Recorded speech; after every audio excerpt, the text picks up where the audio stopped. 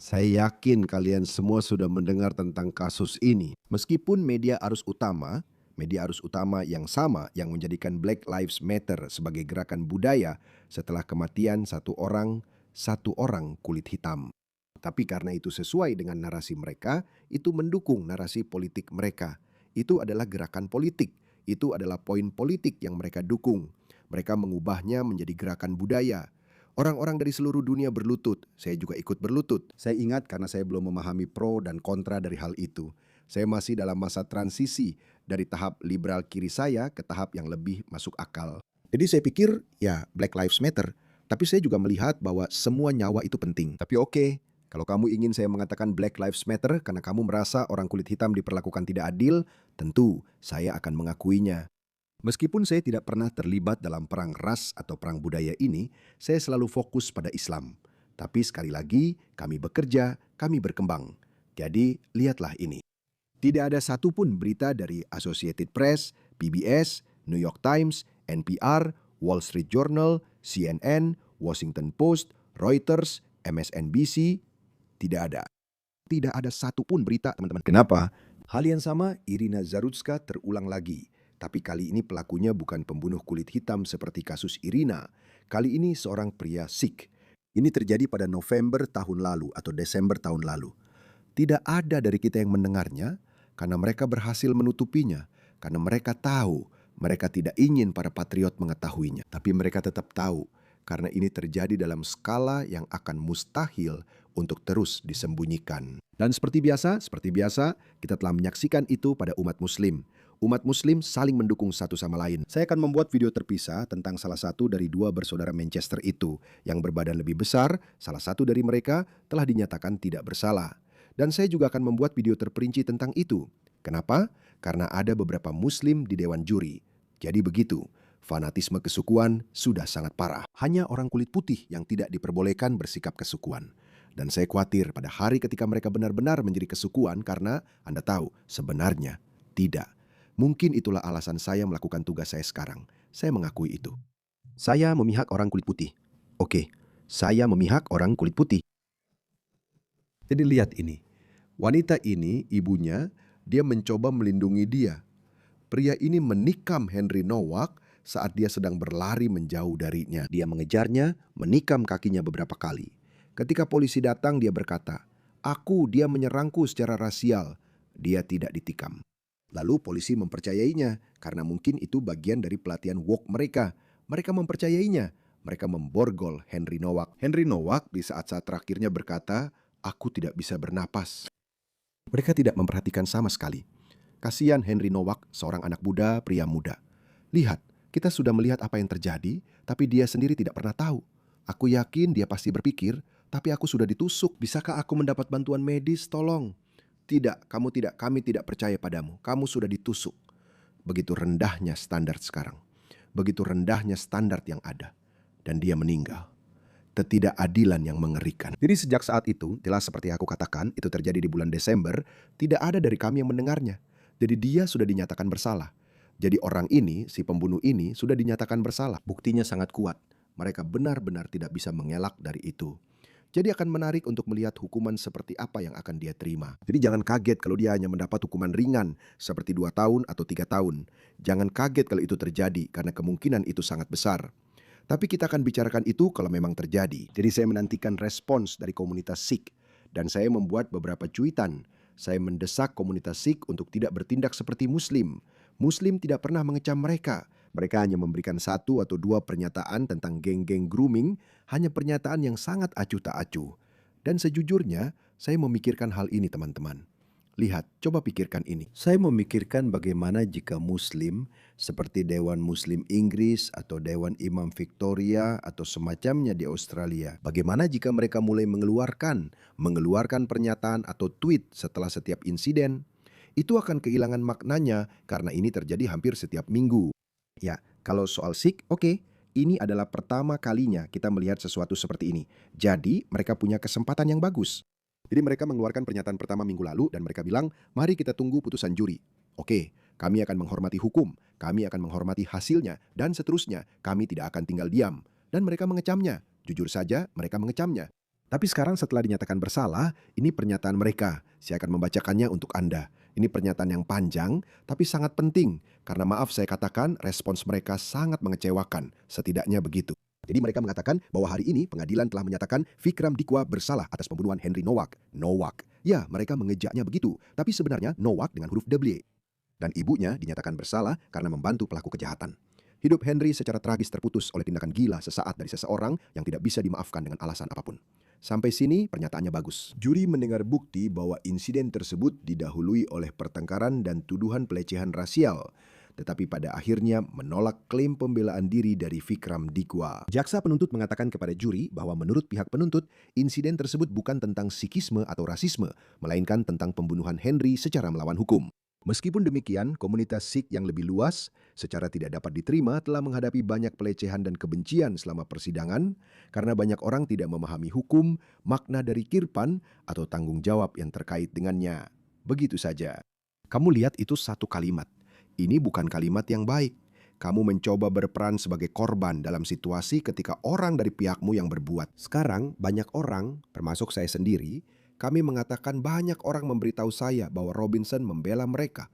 Tetapi orang-orang mulai membuat satu tuntutan khusus. Tidak seorang pun seharusnya diizinkan. Jika tidak ada orang yang diizinkan membawa senjata, saya juga tidak diizinkan membawa senjata, pisau, pistol, tongkat baseball, yang bisa dianggap sebagai bukti membawa senjata, senjata mematikan. Jadi kenapa kamu harus diizinkan membawa belati? Oke, saya membawa belati. Hanya karena itu, jadi orang-orang mulai menyuarakan bahwa sistem kepolisian 2 tingkat ini harus diakhiri. Keadilan 2 tingkat ini harus diakhiri. Inilah tempat di mana sistem kepolisian dan keadilan 2 tingkat termaktub dalam hukum Inggris. 2 tingkat. Itulah yang kami maksud dengan 2 tingkat. Satu hukum, satu set hukum untuk satu kelompok orang, dan satu set hukum untuk kelompok lain. Jadi orang-orang mulai mengatakan bahwa oke, kami tidak mau itu. Dan Anda tahu bagaimana komunitas Sikh menanggapi hal ini? Mereka menanggapi hal ini dengan mengatakan, saya rasa mereka melakukan beberapa perhitungan. Biar saya tunjukkan. Saya lihat dulu apakah saya punya tweet itu atau tidak. Tapi bagaimanapun juga, mereka mengatakan bahwa mereka pada dasarnya lebih tertarik untuk membahas kekhawatiran soal pengecualian yang diberikan kepada mereka untuk membawa kirpan. Ada sebuah insiden di sini di Australia juga belum lama ini. Jadi ini bukan kejadian yang sekali saja. Ini hanya masalah waktu saja. Anak laki-laki akan tetap jadi anak laki-laki. Anak laki-laki akan bertengkar. Satu anak laki-laki punya pisau. Tentu saja dia akan menggunakannya.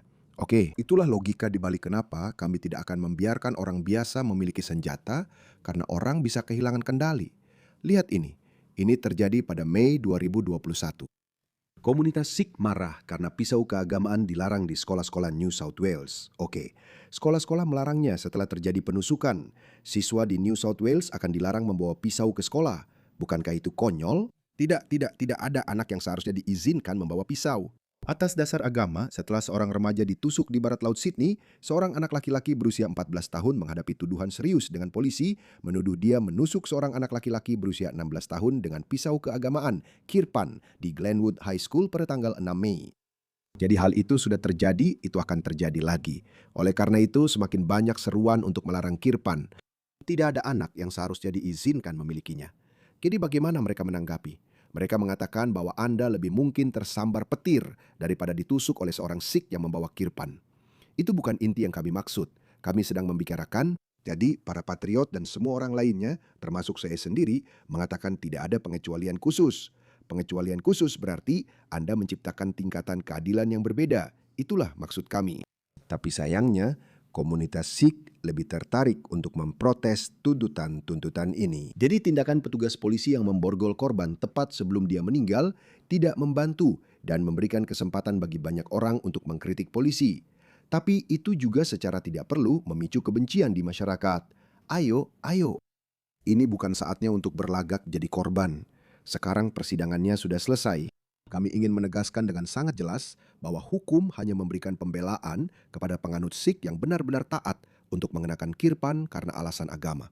Kami akan mengubah undang-undangnya. Itu akan terjadi, suka atau tidak. Dan jika Anda memprotes, maka jelas Anda menunjukkan sifat kesukuan Anda. Anda menuntut hak istimewa. Sayangnya saya punya kabar buruk untuk Anda. Dunia yang akan kita masuki tidak akan menerima ide-ide seperti ini. Itu bukan rasis. Itu bukan sikap intoleran. Saya sebenarnya punya sudut pandang lain yang sangat menarik untuk Anda. Jika kirpan atau benda tajam digunakan secara agresif dalam tindakan kekerasan, pembelaan di bawah hukum untuk kirpan tidak berlaku dan dianggap sebagai senjata berbahaya. Kami memahami dalam kasus ini, senjata yang mungkin telah digunakan bukanlah kirpan biasa yang dikenakan oleh penganut Sikh yang taat. Nuansa ini sangat penting dan mungkin belum dijelaskan atau dipahami oleh mereka yang diminta memberikan kesaksian dalam kasus ini. Ini adalah insiden yang terisolasi. Komunitas Sikh berkomitmen untuk meningkatkan pemahaman dan memastikan ada pelajaran yang dipetik. Penganut Sikh yang taat yang mengenakan kirpan harus terus menyadari tanggung jawab besar, bla bla bla. Kami akan memastikan bahwa dipahami bahwa siapapun yang sekedar memiliki senjata dengan niat untuk menggunakannya untuk melakukan kekerasan yang melanggar hukum dapat dikenai hukuman maksimal hingga 7 tahun setelah kejahatan baru-baru ini, bla bla bla. Oke, jadi seperti itulah mereka merespons. Seharusnya itu hanya surat singkat berisi permintaan maaf. Karena jika Anda meminta hak istimewa untuk seluruh komunitas Anda, maka Anda juga harus menanggapi konsekuensi dari penyalahgunaan hak istimewa itu sebagai sebuah komunitas. Jangan bilang itu hanya individu. Jadi ketika seseorang melakukan sesuatu, itu hanya tindakan individu. Tapi Anda menginginkan hak istimewa komunal untuk seluruh komunitas Anda. Jadi bagaimana kita tahu? Bagaimana kita tahu? Seperti yang saya katakan, ini pernah terjadi di Australia sebelumnya. Meskipun itu tidak sesering Muslim berteriak Allahu Akbar, dan itu terjadi setiap 2 minggu sekali. Tapi intinya sangat sederhana. Tidak ada hak istimewa khusus untuk siapapun. Khalid telah menyampaikan poin yang sangat bagus. Jika orang Sikh mendapat pengecualian untuk membawa pisau, maka pria yang bertransisi menjadi wanita juga harus mendapat pengecualian untuk masuk ke ruang khusus wanita dan olahraga wanita. Ikuti saya, coba pikirkan bersama saya. Jika orang Sikh mendapat pengecualian untuk membawa pisau, maka umat Muslim juga harus mendapat pengecualian untuk mempraktikkan poligami atau bigami. Jika orang Sikh mendapat pengecualian untuk membawa pisau, maka orang Yahudi juga harus mendapat pengecualian untuk menjalankan sekolah yang hampir tidak memberikan pendidikan sekuler, di mana anak-anak hanya diajarkan tentang Judaisme. Ya, seharusnya tidak begitu. Seharusnya tidak begitu. Kamu lihat itu? Bagaimana kamu menciptakan tingkatan-tingkatan yang berbeda ini? Saya yakin ada beberapa sekolah Yahudi yang memang melakukan hal itu. Saya tahu sekolah Islam juga melakukan itu. Di sini kita punya satu di Epping, Melbourne, mengerikan. Sebuah keluarga Pakistan datang dari Pakistan dan mereka berkata, kami ingin memasukkan anak-anak kami ke sekolah Islam. Karena, kamu tahu, mereka khawatir. Dan saya berpikir, kenapa kalian pindah ke negara barat kalau kalian begitu khawatir anak-anak kalian mendapatkan pendidikan yang sama seperti orang Australia pada umumnya? Tapi ya sudah, jadi mereka pergi ke sekolah di Epping itu dan mereka kabur. Mereka bilang, astaga, orang-orang ini seperti Taliban. Kalian tahu, kami tidak mau anak-anak kami sekolah di sana. Jadi sekarang anak-anaknya sekolah di sekolah Australia biasa. Begitulah kenyataannya. Kalau orang Sikh dapat pengecualian untuk membawa pisau, maka seharusnya beberapa ateis juga bisa mendapat pengecualian untuk menggunakan psikedelik berdasarkan keyakinan filosofis yang benar-benar mereka pegang. Saya rasa itu sudah mungkin. Dan pada titik itu, tidak ada gunanya memiliki hukum yang seolah-olah berlaku untuk kita semua. Kita biarkan saja setiap komunitas memilih apapun yang mereka mau. Ya, itu berhasil ketika orang-orang masih terisolasi. Kamu bisa punya kirpan kecil di pulau kecil Sikhmu, tapi kamu harus berbagi pulau itu dengan kami, dengan kita semua. Jadi kami tidak akan mentolerir hal ini. Lihat ini. Orang Sikh ini mendapat 830.000 penayangan dan hanya 300 suka. Begini caranya, marah dan dia juga sudah menghapus satu lagi. Dia bilang, membawa kirpan bagi Sikh yang sudah dibaptis itu tidak bisa ditawar. Itu tidak pernah bisa diserahkan. Ya sudah, kalau begitu kamu pulang saja. Lalu saya bilang, kamu juga akan pulang. Jadi, era hak istimewa sudah berakhir. Tidak akan terjadi lagi. Robert Jenvik bilang, maaf, ini tidak cukup baik. Kami perlu melihat rekaman kamera badan. Sebenarnya kami ingin melihat rekamannya. Jadi polisi yang terlibat, mereka sudah memberikan pernyataan. Mereka bilang, kami minta maaf karena menganggap korban penusukan sebagai seorang rasis saat dia sekarat. Mereka mengatakan petugas polisi memborgol para remaja saat dia kehabisan darah hingga meninggal setelah polisi mempercayai kebohongan kejam para penyerang. Jadi, apa yang sebenarnya terjadi? Saya rasa 3 polisi wanita yang datang ke lokasi kejadian sudah keluar dari kepolisian. Dan salah satu polisi pria sedang dalam penyelidikan. Kabarnya dia tertawa.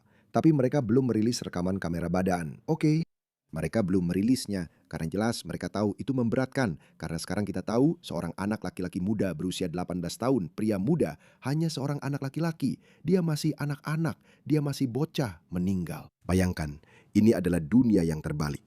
Siapa yang ingin hal itu terjadi? Hati saya terasa hancur ketika saya berpikir bahwa dia tidak pernah mendapat kesempatan untuk mengetahui bahwa, lihat, kamu adalah korban. Mari kita lakukan segala yang kita bisa untuk memastikan bahwa kamu aman. Dia membutuhkan itu. Dia pantas mendapatkan penghiburan itu. Tapi sebagai gantinya, apa yang dia dapatkan? Dia tergeletak sekarat dalam genangan darahnya sendiri pada dasarnya. Dia tergeletak sekarat dalam darahnya sendiri. Tapi kita punya orang-orang woke ini. Lihat wanita woke ini. Kaum Sikh di West Brom, Sandwell, dan sekitarnya telah banyak berkontribusi membangun negara kita selama 70 tahun terakhir. Jika mereka kurang dari 0,5%, maka saya minta maaf. Mereka telah melakukannya dengan baik. Tapi jangan memanipulasi kami dengan mengatakan bahwa mereka yang membangun negara ini. Tidak, mereka tidak. Sama seperti Muslim, bukan mereka yang membangun negara ini. Bro, di tahun 70-an, Muslim hanya sekitar kurang dari 0,5% dari seluruh populasi. Kamu bilang 0,5% dari populasi membangun ulang seluruh negara? Ah, sudahlah, yang benar saja. Dan itulah kenapa tidak ada yang percaya. Sekarang mereka dikorbankan oleh reform, restorasi, dan sayap kanan ekstrim. Menjijikkan. Kami tidak akan diam saja terhadap serangan terbaru ini pada teman dan tetangga kami. Apa? Kamu tahu apa yang mereka katakan? Tidak ada hak istimewa khusus. Kenapa wanita ini ingin hak istimewa khusus? Lihatlah, mereka semua terlihat sama. Orang-orang woke sinting ini, mereka semua terlihat sama. Jadi bagaimanapun juga, ini Zia Yusuf yang berkata, saya tidak peduli agama apa kamu. Tidak ada seorang pun selain penegak hukum yang boleh membawa senjata mematikan di bawah pemerintahan reform. Reform akan mencabut pengecualian bagi orang Sikh untuk membawa kirpan. Pengecualian hilang. Kami akan menerapkan pemeriksaan dan penggeledahan serta menyingkirkan senjata mematikan dari jalanan kita. Dia juga berkata, Zia Yusuf membuat poin menarik lainnya. Dia berkata, setiap kali Anda melihat seorang Tory mengeluh tentang kejahatan dengan pisau, ingatlah bahwa pemerintahan Tory lah yang menciptakan Inggris, di mana satu orang akan ditangkap karena membawa ini dan orang lain tidak. Kamu dan aku akan ditangkap karena membawa ini, tapi seorang Sikh tidak akan ditangkap karena dia dari agama yang berbeda. Penegakan hukum tebang pilih, begitulah. Penegakan hukum tebang pilih telah dilembagakan dalam hukum Inggris selama beberapa dekade. Tapi lihat ini. Saat kita berdebat apakah kita harus melarang kirpan, lihat ini. Pembunuh Henry Nowak datang dengan pedang. Lihat dia datang dengan pedang. Dan bersikap agresif. Dia datang dengan pedang. Ini tidak bagus, Sikh sekalian. Itu tidak bagus. Dan ini jelas bukan saatnya memainkan isu ras. Saya bilang berdasarkan pengalaman, ini tidak akan berakhir baik untuk kalian. Tapi kamu tahu apa yang akan terjadi? Sekarang Muslim dan Sikh akan bekerja sama. Mereka akan bekerja sama melawan kelompok sayap kanan. Dan itu tidak masalah, tidak ada yang peduli. Mari kita dengarkan apa yang mereka katakan.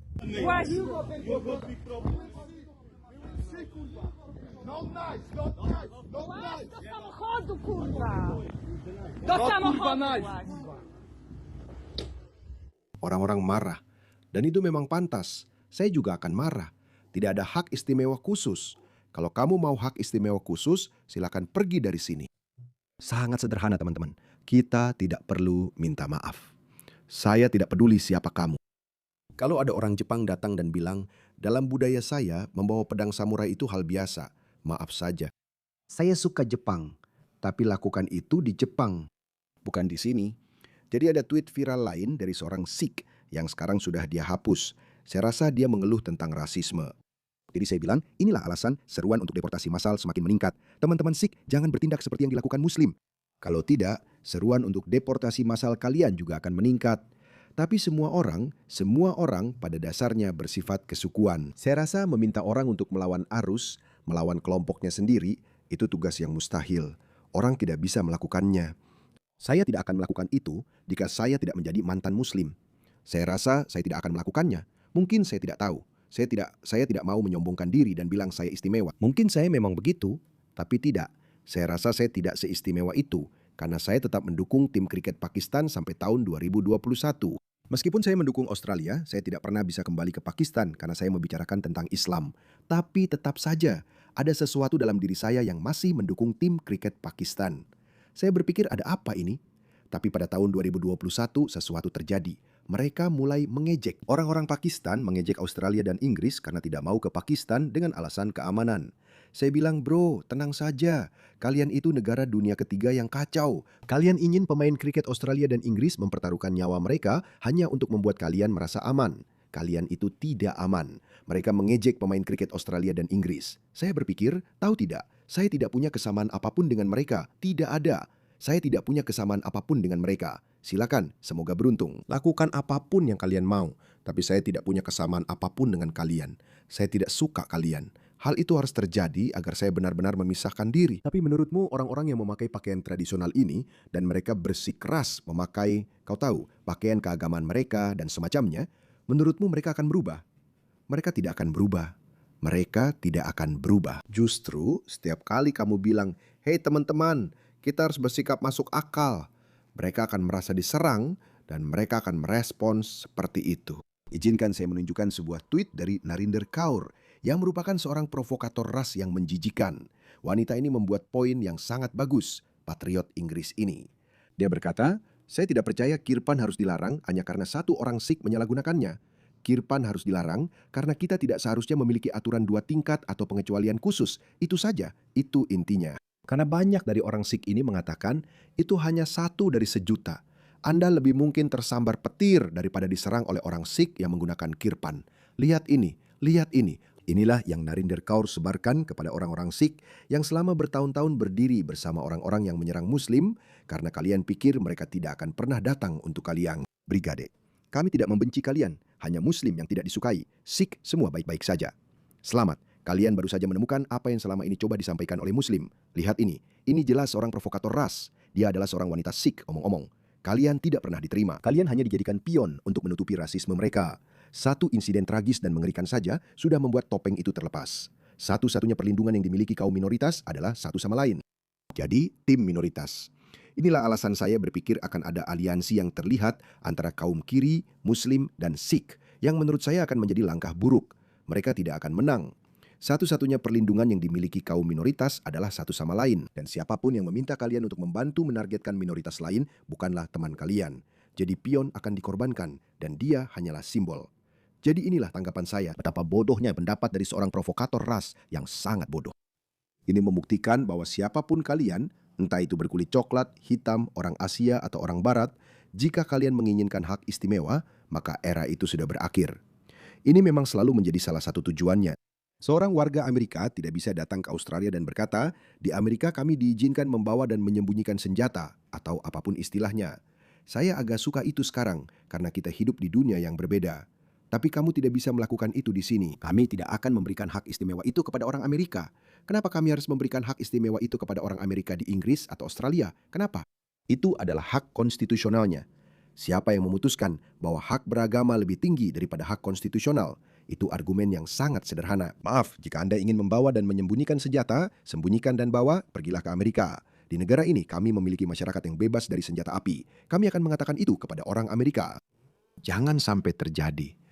Kita tidak bisa mengatakan itu kepada orang berkulit coklat dengan kewajiban agama asing. Jadi maaf, Sikh, jangan sikapi ini dengan keliru. Tapi saya punya firasat kalian akan melakukannya. Karena pada akhirnya semua orang bersifat kesukuan. Semua orang bersifat kesukuan ketika harus membela cara hidup mereka, budaya mereka, agama mereka, nilai-nilai mereka yang pada akhirnya akan semakin memperkuat gerakan patriotik. Tidak suka, silakan pergi, tidak ada hak istimewa. Bahkan memikirkannya saja sudah sangat tidak masuk akal. Kamu diizinkan membawa senjata mematikan karena itu adalah bagian dari agamamu. Saya bisa menciptakan agama baru. Dan agama saya menuntut saya untuk selalu memiliki peluncur roket di bagasi mobil saya.